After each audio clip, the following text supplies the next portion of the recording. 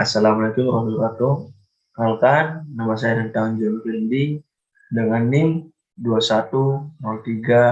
210321100075. Di sini saya akan menjelaskan tentang program penyuluhan pertanian. Ini PPT-nya.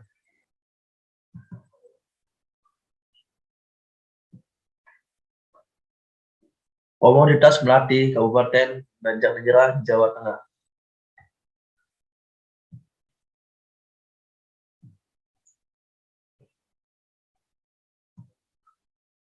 Komoditas Melati di Banjarnegara, Kabupaten Banjarnegara sebagai salah satu kabupaten di Provinsi Jawa Tengah merupakan daerah dengan pola perekonomian agraris di mana sebagian besar masyarakatnya menyandarkan hidupnya dari sektor pertanian.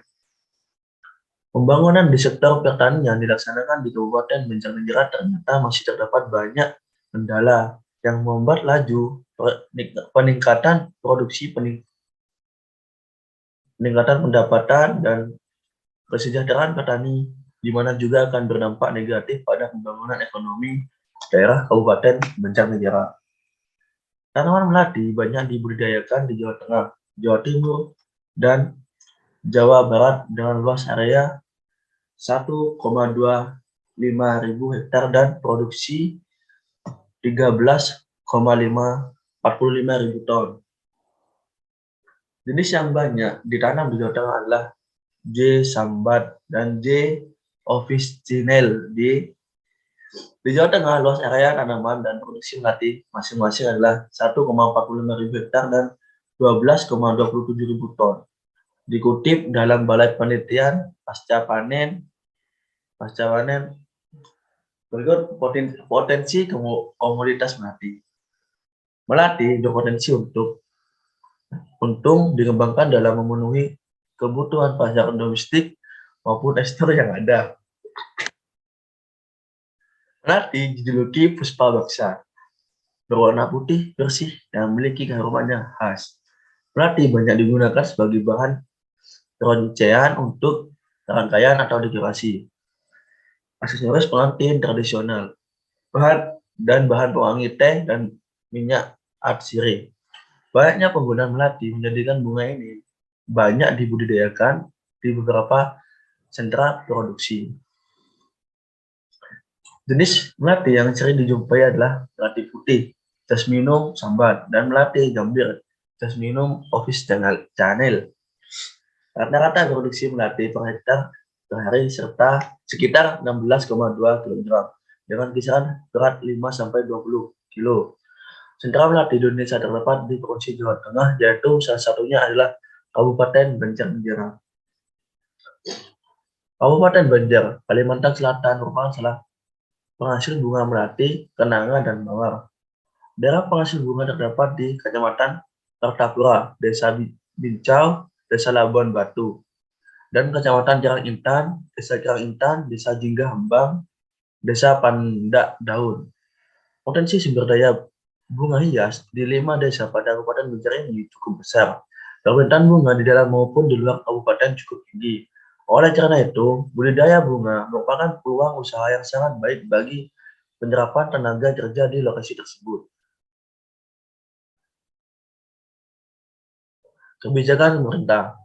Peraturan Menteri Perdagangan Nomor 46 MDAG per 8 2013 tentang ketentuan impor dan ekspor serta Peraturan Menteri Perdagangan Nomor 47 MDAG per 8 2013 tentang perubahan atas Peraturan Menteri Perdagangan Nomor 16 MDAG per 4 2013 tentang kebutuhan impor produk hortikultura yang merupakan dasar kebijakan penetapan harga referensi tidak memuat klausul untuk memastikan terjadinya penundaan impor pada saat harga di pasaran bawah harga referensi.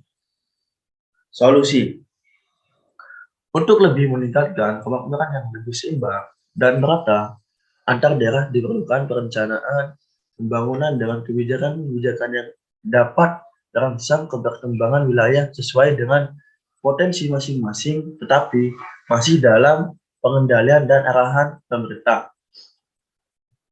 Perencanaan pembangunan dimulai dengan menganalisis kondisi wilayah, potensi unggulan wilayah, dan permasalahan yang ada di wilayah tersebut yang selanjutnya dapat digunakan sebagai dasar pertimbangan dalam menentukan strategi pengembangan wilayah.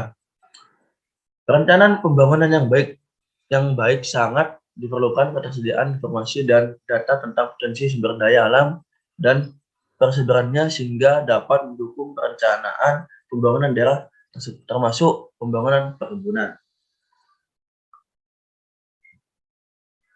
Perencanaan pengembangan wilayah yang berbasis pada potensi komoditas perkebunan unggulan perlu diketahui melalui pemetaan potensi.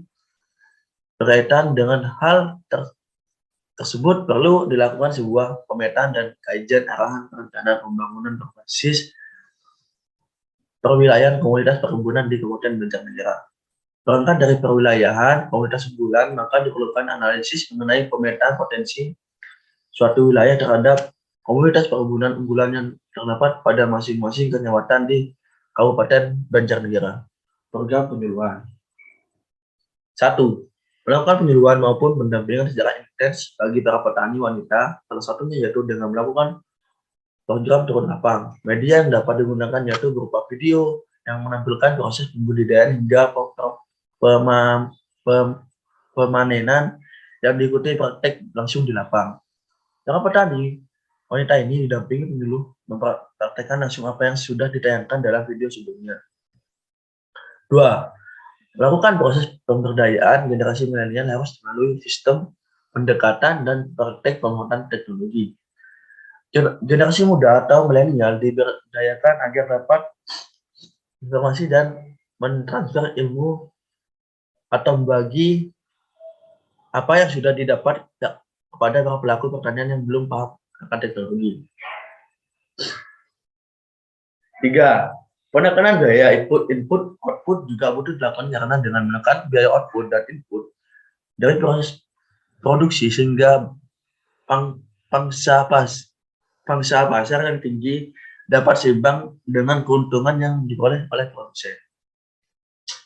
Sekian penjelasan dari saya.